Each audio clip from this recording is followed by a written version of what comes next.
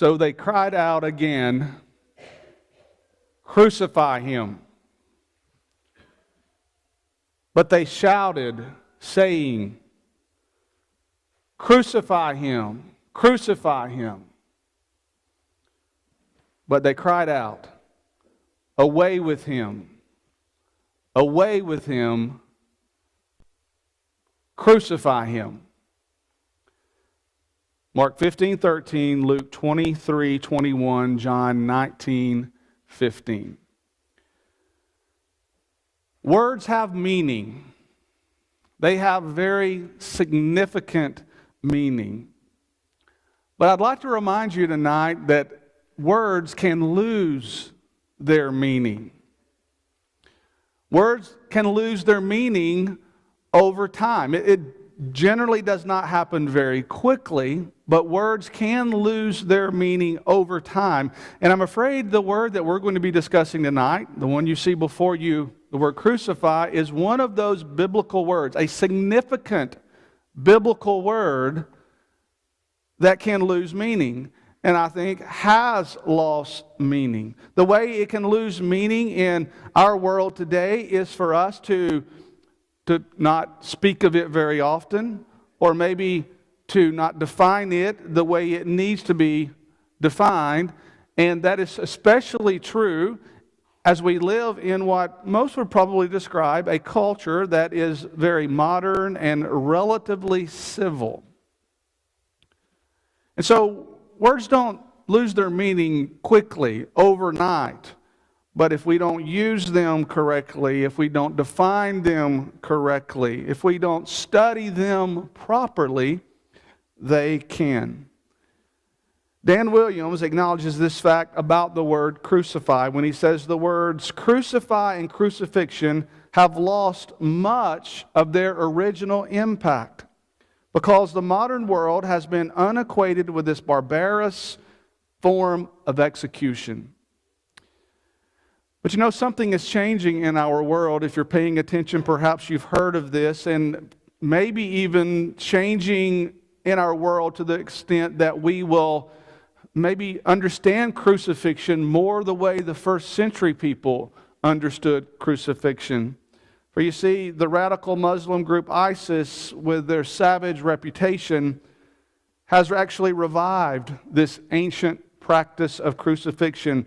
As a way, they are punishing many Middle Eastern Christians. And of course, the sad irony of this is inescapable because Jesus, remember, said to take up your cross and follow me. And unfortunately, there's a place in our world right now where many people who identify with Jesus Christ are actually literally being put on a cross, just like the Lord was, and they're being crucified. Well, I know all of us would agree, we would hope that it doesn't come to that here in America. We would hope that we don't literally have to witness our fellow Christians being crucified for us to have a better understanding of this word.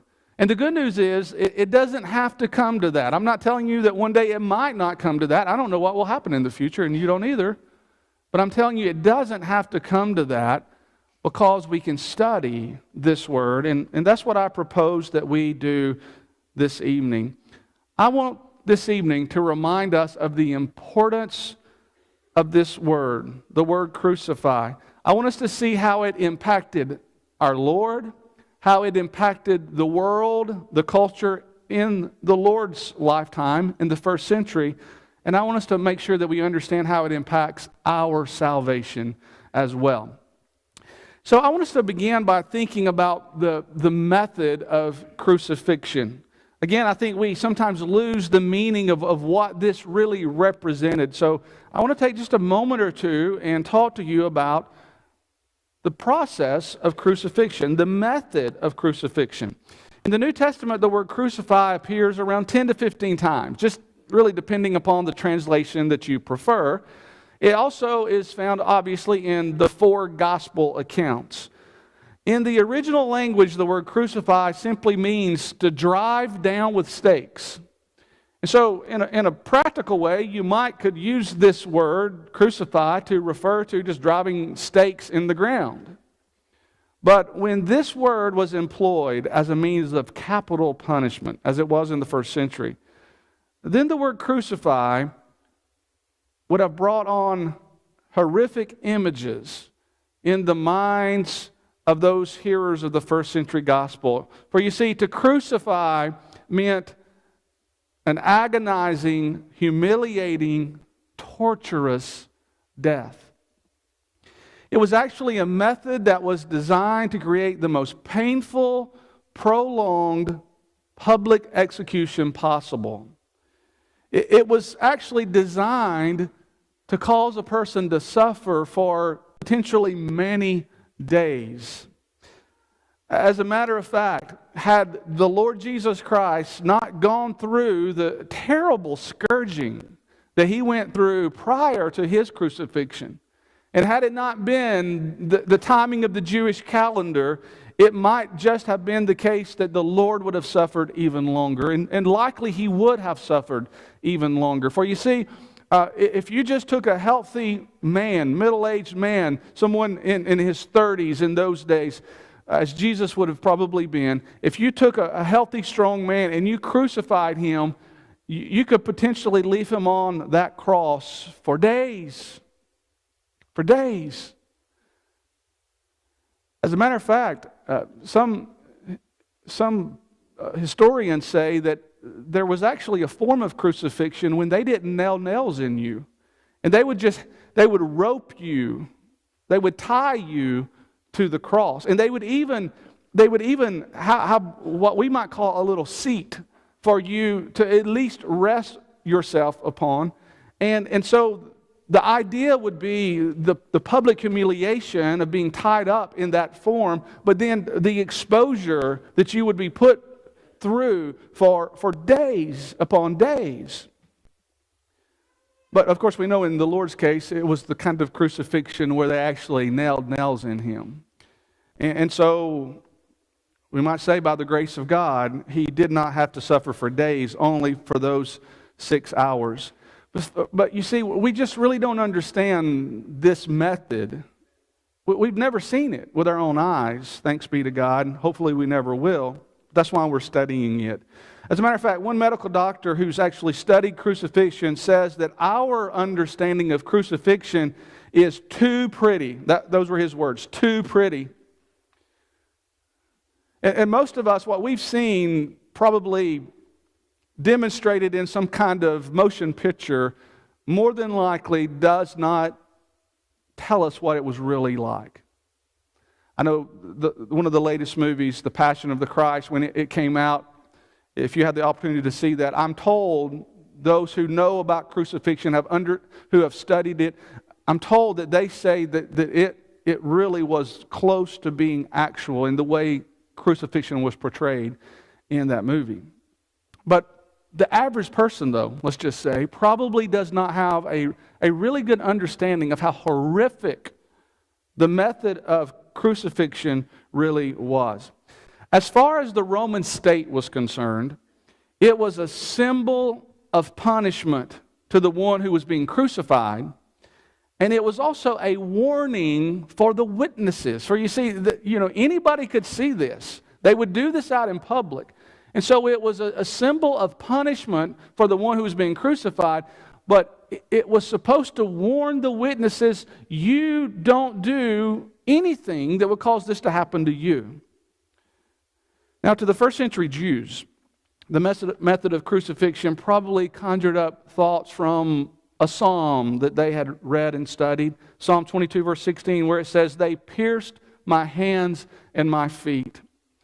And even during those days, the Jewish law, the law had commanded the execution of criminals by actual stoning. Something else we probably are somewhat unfamiliar with. Leviticus chapter 20 and verse 2 reminds us that stoning was the punishment for criminals in those days. And it even permitted the lawbreaker's body to be hung on a tree. And once again, that would have been for the public to see, as a way to say, don't do this. See what happens to you when you break the law. But there was also this provision that even though they could hang the body on a tree, the law also provided that the corpse had to be removed by the end of the day, according to Deuteronomy 21, verses 22 and 23. And this may have been part of the reason the Jews asked Pilate to have the legs of Jesus broken so that he would die and his body could be buried that day. And you can read about that in John chapter 19 and verse 31. And this might also be why, as you have read the New Testament, that Jesus is sometimes said to have been killed by hanging on a tree. Acts 5 and verse 30 and Acts chapter 10 and verse 39. So, getting into our minds then, this awful method of crucifixion is something that we really need to think more of. But now I want to also transition and talk about how it was a means to something. The crucifixion of Jesus Christ was a means to an end. Crucifixion was not just a method to execute justice in those days. But this is one way we can be amazed at the works of our God, because He was able to take the cross that was used as a symbol of pain and punishment, and He was able to use it in a very powerful way. Now I want to ask you, have you ever considered how many ways it is possible to die? I recommend that you don't do this, but if you go Google how many ways to die, you'll get real depressed real fast. There's actually some websites out there that explain that there are a number of different ways to die. One person has even said there are 6 million ways to die. Choose one. How encouraging is that? And as we continue to live our lives, we just add to that list. I mean, if you would have said something like this about 20 years ago, someone would have looked at you like you had an extra hole in your head. If you would have said to someone else, don't text while driving because you might die, they would have said, what do you mean? But we know that that's a reality now. You can die because you're texting while you're driving. So the list just keeps growing as the ways to die. Someone else said there are basically 4 different ways to die, which cause total and irreversible loss of brainstem function. 1 would be oxygen starvation, 2 would be a high temperature, 3 would be chemical toxin, and 4 would be some kind of physical damage to your body. So there's breaking it down into 4 ways to die. Why I'm even talking about this, though? This is why. It means something the way Jesus died. It means something that God, in His plan, chose for His Son to die on the cross. It means something. Jesus could have died, we might say, 1,000 different ways, even in those days. Not texting while driving, obviously, but there would have been plenty other things that Jesus could have died from. But He died one way. And that's why Philippians chapter 2 and verse 8 says, being found in appearance as a man, He humbled Himself and became obedient to the point of death, even the death of the cross. Now, as we've already suggested, crucifixion accomplished 2 primary goals in the days of the Romans. It was a punishment for the evildoer, for the lawbreaker, and it was a warning for those who witnessed it. And specifically, the Romans used crucifixion as a way to suppress dissent and upheaval. As a matter of fact, the Jewish historian Josephus described how a large number of crucifixions took place in the first century because the Romans used this way of execution so often. And so it explains why the Jews were familiar with it. It explains their familiarity with crucifixion in that when they had a problem with Jesus and they started thinking about what could get Him in trouble with the Romans, they would be able to say, He is a dissenter and a disruptor of Rome. And so that was their angle to get what they wanted. It also highlights the callousness of their hearts because they were so quickly willing to say, you ought to crucify him. I mean, they had seen this. Every person alive in those days would have seen this. They would have known how awful it was. And it's been said in their insistent clamor for Jesus to be so brutally executed, it emphasizes the awful sinfulness of sin. But what I want to remind you is how brilliant our God really is. I want to remind you how He took this awful image of pain and punishment and humiliation, and He turned it into the central aspect of His concern and His plan for us. This is how awesome our God is. This is how amazing our God is. How could something on the one hand be so terrible? And how could people, perhaps even in those days, and certainly in our days, how could a person look at this symbol of execution, of death and pain and humiliation? How could they see that in the way that it was meant to be seen by the Roman government in those days?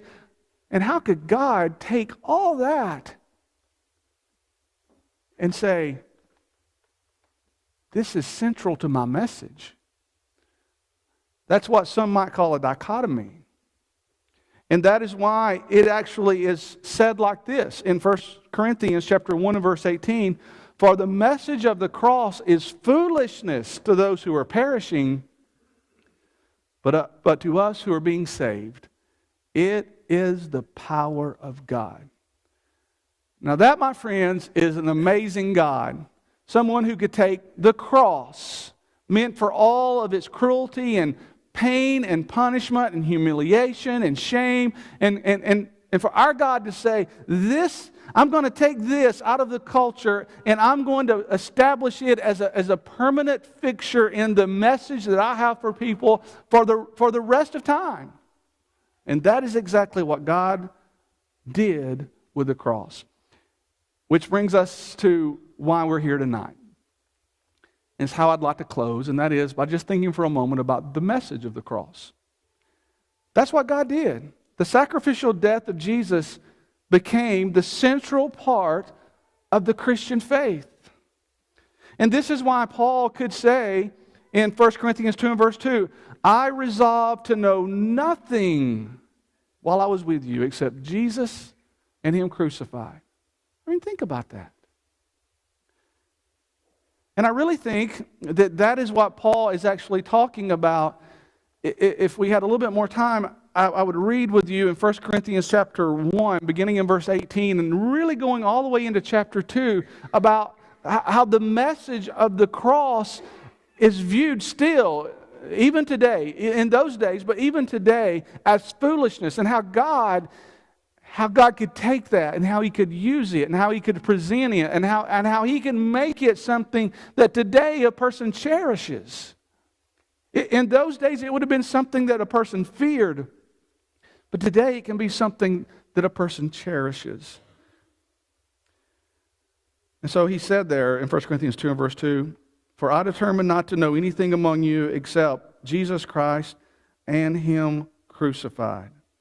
And he went on to talk about how when he came to them, how his speech and how his preaching, how it was not done with persuasive words of human wisdom, but in demonstration of the Spirit and of power. And he said in 1 Corinthians 2 and verse 5, that your faith should not be in the wisdom of men, but in the power of God.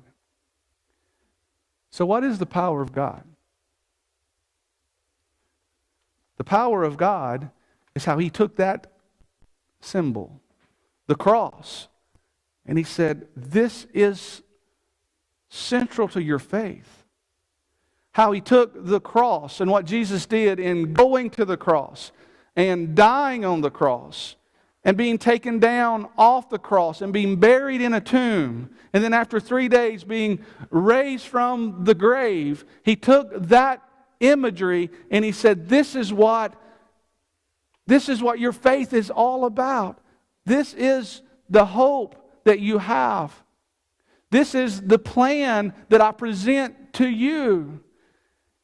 And no wonder we marvel when we read Romans 1 and verse 16, when Paul said, I'm not ashamed of the gospel of Jesus Christ, for it is the power of God to salvation. The cross is the power of God. The gospel is the power of God to salvation. The cross is what Jesus did for us, and the gospel plan is what we need to do for Jesus, for us to take what He did for us and to implement that, to imitate that, for us to be willing to die, for us to be willing to be buried in baptism, for us to be raised to walk in newness of life, and to do that every day faithfully for the rest of our life. That is the brilliance of God, and that is the message of the cross.